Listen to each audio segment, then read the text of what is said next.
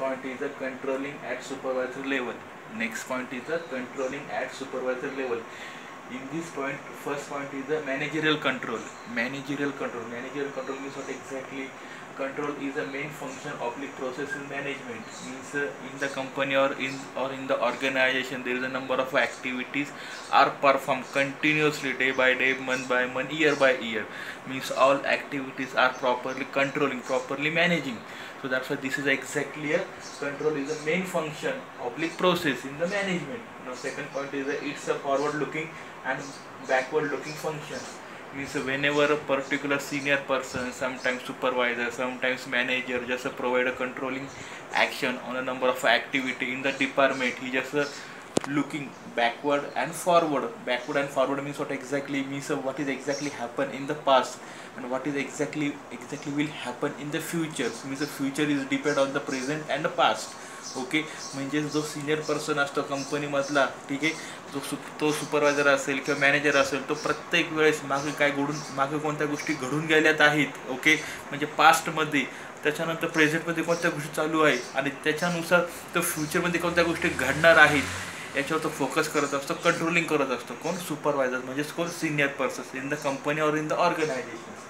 Next is it ensures the performance is according to standards. Okay, whenever controlling actions are provided in the number of activities, that we just get a proper and perfect surety that the all activities are performed by a according to a standards. म्हणजे जी काही गोष्ट घडते कंपनीमध्ये properly आणि successfully, त्याच्यावर काय केलं जातं? कंट्रोलिंग केलं जातं. त्याच्यानंतर आपल्याला शुअरिटी भेटते, गॅरंटी भेटते की जे काय घडते ॲक्टिव्हिटी, जे काय टास्क परफॉर्म होतं आहे ते कसं असणार आहे? According to standards. म्हणजे ते टास्क सांगितल्याप्रमाणेच विदिन टाईम आणि सांगितलेल्या मेथडप्रमाणेच होतं, याची गॅरंटी आपल्याला होते.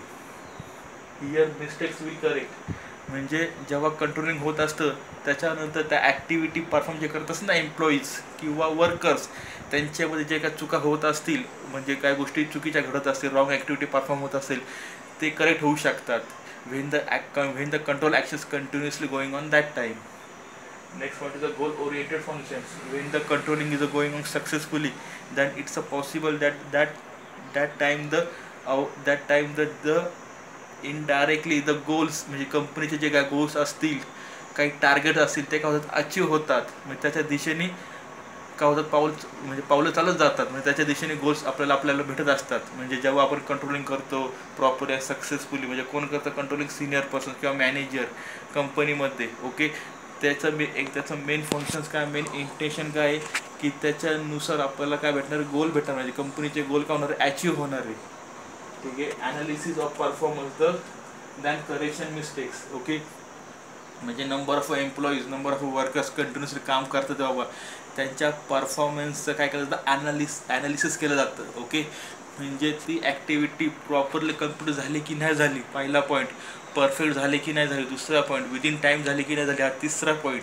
हे प्रॉपरली सक्सेसफुली काय केलं जातं? ॲनालिसिस केलं जातं. ठीक, हे ॲनालिसिस करून झाल्यानंतर सिनियर पर्सनला, सुपरवायझर किंवा मॅनेजरला समजतं की काहीतरी मिस्टेक झालेले आहेत. मग त्या मिस्टेक्सवर ते काम करतात आणि त्या मिस्टेक्स काय केल्या जातात? करेक्ट केल्या जातात. Okay, next point is the importance of controlling. आता कंट्रोलिंग करण्याचं ॲक्च्युअली इम्पॉर्टन्स काय बाबा? जसं ॲक्च्युली गरज काय, नीड काय? अकॉम्प्लायझिंग ऑर्गनायझेशनल गोल्स. म्हणजे कंपनीचे किंवा ऑर्गनायझेशनचे जे गोल्स असतील, जे टार्गेट असतील, ते अचीव करण्यासाठी कंटिन्युअसली कंट्रोलिंग करणं गरजेचं असतं कंपनीमध्ये, म्हणजेच कुठं? ऑर्गनायझेशन्समध्ये. Okay, next is judging accuracy standards. Okay, judging म्हणजे काय की एखादा, म्हणजे नंबर ऑफ एम्प्लॉईज काम करतात बाबा कंपनीमध्ये की ऑर्गनायझेशनमध्ये, ते जे काम करतात ते कोणत्या पॅटर्ननी करताय, कोणत्या मेथडनी करताय, त्याच्यावर जज करणं गरजेचं असतं. Okay, proper and successfully. आणि next point is useful uses resources. म्हणजे जी ॲक्टिव्हिटी परफॉर्म होते कंपनीमध्ये, टास्क जे काय परफॉर्म होत असतं प्रत्येक डिपार्टमेंटमध्ये, कोण करतं? ते एम्प्लॉई करतं. त्या एम्प्लॉईजला, त्या वर्करला ते काम करत असताना किंवा ती ॲक्टिव्हिटी परफॉर्म करत असताना कोणत्या रिसोर्सची गरज आहे, ते रिसोर्सेसची रिक्वायरमेंट, ओके, काय आहे बाबा, ते परचेस केले जातात आणि ते प्रॉपर यूज केले जातात त्या ॲक्टिव्हिटीमध्ये. That is exactly a useful uses resources.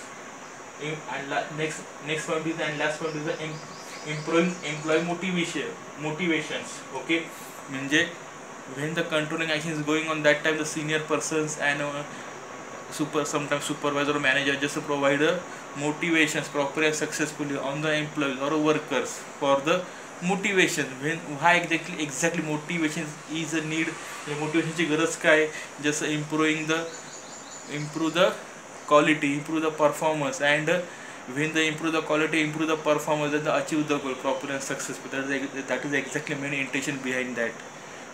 What exactly improve the employee motivations. Okay, now next point is the understanding team. Next point is the understanding team. In the understanding team there is a number of points are available. First point is the controls activity of a team. म्हणजे कंपनीमध्ये किंवा ऑर्गनायझेशन्समध्ये number of employees काम करत असतात, पहिला point. ठीक आहे, आता अशा खूप साऱ्या ॲक्टिव्हिटीज असतात, अशा खूप साऱ्या असं टास्क असतात. ते टास्क, ती ॲक्टिव्हिटी एकच एम्प्लॉय पूर्ण करू शकत नाही, त्यासाठी काहीतरी टीम अलोकेट केलेली असते. म्हणजे एखादी ॲक्टिव्हिटी असेल किंवा एखादा टास्क असेल, ते टास्क कंप्लीट करण्यासाठी एक टीम असते. त्या टीममध्ये 4 मेंबर असतील, 5 मेंबर असतील, 10 मेंबर असतील, डिपेंड्स. ओके, आता ह्या मेंबर्सचं काय करणं गरजेचं असतं, कंट्रोलिंग करणं गरजेचं असतं, मॅनेज करणं गरजेचं असतं. ओके, नेक्स्ट म्हणतं assign the work to team. त्या टीमला ॲक्च्युली कोणतं काम द्यायचं बाबा, त्या टीमकडनं कोणतं काम करून घ्यायचं within time properly and successfully. That is exactly assign work to team. Next म्हणतं ट्रेन टीम मेंबर्स. आता ती ॲक्टिव्हिटी पूर्ण करण्यासाठी जी ती टीम ती ॲक्टिव्हिटी पूर्ण करते ना, त्या टीमला प्रॉपरली काय प्रोव्हाइड करणं गरजेचं, ट्रेनिंग प्रोव्हाइड करणं गरजेचं आहे. का बरं ट्रेनिंग प्रोव्हाइड करायची, ऑब्व्हियसली त्या टीममधल्या मेंबर्सला जर त्या ॲक्टिव्हिटीचं नॉलेज नसेल तर ऑब्व्हियसली त्यांना ट्रेनिंग प्रोव्हाइड करणं गरजेचं आहे. त्याच्यानंतरच त्यांना टास्क असाइन करायचे आहेत. ठीक आहे, next is utilize team members effectively. आता सिनियर पर्सन असेल, मॅनेजर असेल किंवा सुपरवायझर असेल, याच्यावर ही क्वालिटी असते की जे टीम मेंबर्स असतील त्यांच्याकडनं ते खूप सारं काम करून घेतात, खूप सारं वर्क करून घेतात, त्यांना युटिलाइज करून घेतात properly and successfully. That is exactly utilize team members effectively. And last is avoid conflicts among team members. Avoid conflict, that is a very important point. म्हणजे एखादी टीम असाइन केली बाबा, त्यांना टास्क प्रोव्हाइड केला आहे, ठीक आहे, ते टास्क प्रोव्हाइड करून झालं जातं. टीम मेंबर्समध्ये रिलेशन कसं आहे बाबा, याच्यावर सुद्धा कंट्रोलिंग केलं जातं, अंडरस्टँडिंग केलं जातं. त्या टीम मेंबर्सचं रिलेशन हे चांगलं असणं गरजेचं आहे, त्यांच्यामध्ये म्युच्युअल अंडरस्टँडिंग असणं गरजेचं आहे. हे जर म्युच्युअल अंडरस्टँडिंग नसेल तर प्रॉब्लेम्स क्रिएट होऊ शकतात, ॲक्टिव्हिटी पूर्ण होऊ शकत नाही, परफॉर्मन्स चांगला होऊ शकत नाही आणि क्वालिटी भेटणार नाही. अशाने कंपनीचं गोल्स कंप्लीट होणार नाही, कंपनीला लॉस होऊ शकतो. म्हणून avoid the conflicts among the team members. म्हणजे टीम मेंबर्समधलं इंटरपर्सनल रिलेशनशिप हे चांगलं असणं गरजेचं, compulsory. That is exactly 5 categories, 5 points regarding understanding team.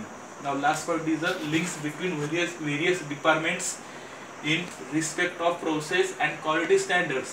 म्हणजे कंपनीमध्ये नंबर ऑफ काय असतात, डिपार्टमेंट असतात. ह्या नंबर ऑफ डिपार्टमेंट्स बरोबर काय असतं, लिंकिंग केलेलं असतं किंवा कनेक्शन असतं. कोणाचं, ऑब्व्हियसली सुपरवायझरचं असेल किंवा मॅनेजरचं असेल किंवा सिनियर पर्सनचं असेल. आता कंपनी असली ऑब्व्हियस त्याच्यामध्ये काय असतात, नंबर ऑफ डिपार्टमेंट्स असतात. ते डिपार्टमेंट्स कोणते, फॉर एक्झाम्पल मेंटेनन्स डिपार्टमेंट असेल, क्वालिटी कंट्रोल डिपार्टमेंट असेल, स्टोअर डिपार्टमेंट असेल, मार्केटिंग डिपार्टमेंट असेल, ह्युमन रिसोर्स डिपार्टमेंट असेल, डिझाईन अँड डेव्हलपमेंट डिपार्टमेंट असेल, सेल्स अँड सर्व्हिसेस डिपार्टमेंट असेल. ह्या प्रत्येक डिपार्टमेंटचं मेन पर्पज आहे. ठीक आहे, म्हणजे प्रत्येक डिपार्टमेंटचे काय वेगवेगळे पर्पज आहेत. There is a number of departments available in the company और in the organisations. All departments are doing a different purpose. Okay, म्हणजे प्रत्येक डिपार्टमेंटचं काम हे वेगळं असतं, प्रत्येक डिपार्टमेंटचा पर्पज वेगळा असतो. त्या प्रत्येक डिपार्टमेंटमध्ये सुपरवायझर असेल किंवा सिनियर पर्सन असेल, तो ते डिपार्टमेंट काय करतो, हँडल करतो, कंट्रोल करतो. आता फॉर एक्झाम्पल मेंटेनन्स डिपार्टमेंट असेल. आता मेंटेनन्स डिपार्टमेंट काय येतं बाबा, समजा एखादी मेकॅनिकलची रिलेटेड कंपनी बाबा, ठीक आहे, तिथं नंबर ऑफ काय असतात, मशीन असतात, CNC मशीन असेल, लीज मशीन असेल. आता त्या मशीन्सच्या रिलेटेड कोणत्या मेंटेनन्सच्या गोष्टी असतात, एखादी मशीन्स खराब होऊ शकते, खराब झाली असेल, पहिला पॉईंट. किंवा आता आपल्याला समज ती खराब होऊ शकते बाबा काय दिवसांनी, काय महिन्यानंतर, ठीक आहे, त्याच्यावर फोकसिंग करणे, कंट्रोलिंग करणे, ठीक आहे, काय मशीन जे लागत असते त्याची रिक्वायरमेंट तयार करणे, त्या मशीन मार्केटमधून परचेस करणे.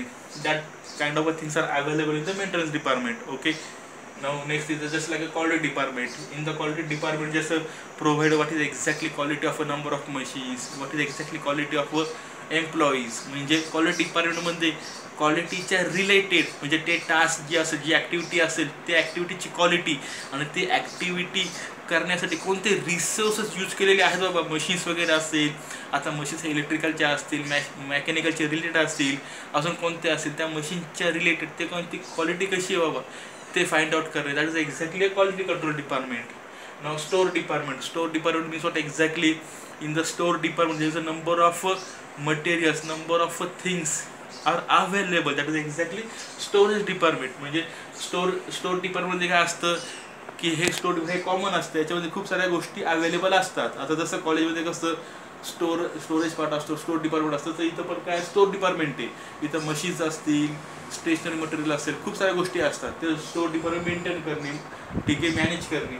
Marketing department. मार्केटिंग डिपार्टमेंट म्हणजे काय, त्यात एखाद्या कंपनीनं प्रोडक्ट तयार केलं असेल बाबा, ते प्रोडक्ट मार्केटमध्ये लॉन्च करायचं असेल, ते लॉन्च करण्यासाठी कोणत्या वेनी त्या प्रोडक्टचं मार्केटिंग झालं पाहिजे actually. Okay, sometimes by social media असेल, समटाईम्स न्यूज असेल, sometimes internet through, sometimes newspaper, sometimes mouth publicity. That is exactly things are available in the marketing department. Then human resources department means what exactly in the company or in the organization there is a very important department, that is the human resource department. In that department available of a number of employees information. म्हणजे ह्या डिपार्टमेंटमध्ये प्रत्येक एम्प्लॉईचं काय असं record असतं. पहिला point, आता कंपनीमध्ये कोणते एम्प्लॉईज हे नोटीस पिरियड आहे, म्हणजे कोणते एम्प्लॉई हे सोडून जाणार आहे आणि आपल्याला किती एम्प्लॉईची गरज आहे, ठीक आहे. आता समजा 10 एम्प्लॉईची गरज असेल, त्या एम्प्लॉईच्या रिलेटेड कोणत्या गोष्टी आवश्यक आहे बाबा, लाईक त्यांचं एज्युकेशन काय असेल, त्यांचं एक्सपिरियन्स काय असेल, ह्या सर्व गोष्टींचे डिटेल्स इन्फॉर्मेशन कुठं असते, ह्युमन रिसोर्स डिपार्टमेंटमध्ये असते. नेक्स्ट आहे design and development department. Design and development department means what exactly जसं design the number of machines, number of things and development means what exactly जसं डेव्हलप दॅट मशीन्स. म्हणजे एखादी task मी एखादा employee एखादी task complete करतोय बाबा, म्हणजे थोडक्यात तो काय करतोय की ते टास्क, तो जॉब तो काय करतो, डेव्हलप करतोय. That is exactly development. Okay, now last point is the sales and services department. Sales and services means here is the services department means कस्टमरच्या रिलेटेड कस्टमरच्या कोणत्या रिक्वायरमेंट्स आहेत, कस्टमरच्या रिक्वायरमेंट्स फुलफिल करण्याची जबाबदारी कोणाची असते, कंपनीची असते. म्हणजे थोडक्यात कोणाची असते, ह्या डिपार्टमेंटची असते. हे डिपार्टमेंट काय करतं, त्या कस्टमरला फुल सर्व्हिस प्रोव्हाइड करतं प्रॉपरली अँड सक्सेसफुली. म्हणजे ह्या प्रत्येक डिपार्टमेंटमध्ये सुपरवायझर असतो, म्हणजेच कोण असतं, सिनियर पर्सन असतो, म्हणजेच कोण असेल, एखादा मॅनेजर पण असेल, ठीक आहे.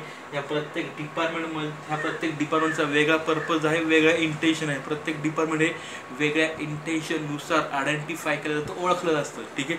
प्रत्येक डिपार्टमेंटचं फंक्शन वेगळं, वर्किंग वेगळं, ठीक आहे. आणि याच्यामध्ये एक सुपरवायझर असेल, तो त्या प्रत्येक डिपार्टमेंट काय करतो, हँडल करतो, मॅनेज करतो आणि कंट्रोल करत असतो proper and successfully. Wien the supervisor just doing this things proper and successfully, that kind of things is just like a supervisor are just linking or connections in that department, in that each and every department. Okay, this is a very important points. I hope all of you understands. If you any query, any doubt, please ask me by message or call.